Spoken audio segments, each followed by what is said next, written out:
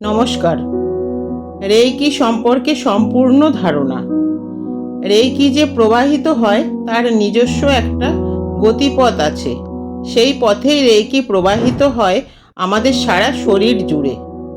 যেমন আমাদের যখন ঠান্ডা লাগে, সর্দি কাশি হয়, নাক বন্ধ হয়ে যায়, তখন আমরা মুখের সাহায্যে শ্বাস প্রশ্বাস নিয়ে থাকি।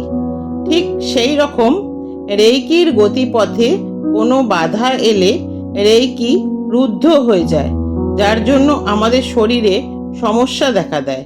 জীবনী শক্তি ভালোভাবে প্রবাহিত হতে পারে না এবং সেই অংশগুলিতে আমরা নানা রকম অসুবিধা অনুভব করি। ঠিক যেভাবে আমাদের নাক বন্ধ হবার কারণে আমরা মুখের সাহায্য নিয়ে থাকি, সেইভাবেই আমরা এই পরিস্থিতিতে রেইকি হিলিং পদ্ধতির সাহায্য নিয়ে থাকি, যাতে ওই সমস্যাজনিত জায়গায় বাধা বিপত্তিগুলো সরিয়ে আবার সেই অঙ্গকে সচল করে তুলতে পারি। এটা একটা ন্যাচারাল হিলিং থেরাপি। এটি একটি প্রাচীন বিদ্যা। এর পুনরাবিষ্কর্তা হলেন এক জাপানি অধ্যাপক, ডক্টর মিকাও উসুই। তিনি এই জীবনী শক্তির নাম দেন রেইকি।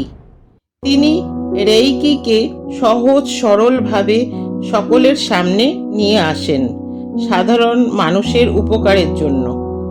বাংলায় জীবনী শক্তি, ইংরেজিতে লাইফ ফোর্স এনার্জি, জাপানি ভাষায় রেইকি। রেই মানে সর্বব্যাপী, কি মানে মহাজাগতিক শক্তি। আসবো আরও বিস্তারিত আলোচনায়। পাশে থাকবেন, ভালো থাকবেন, সুস্থ থাকবেন। নমস্কার।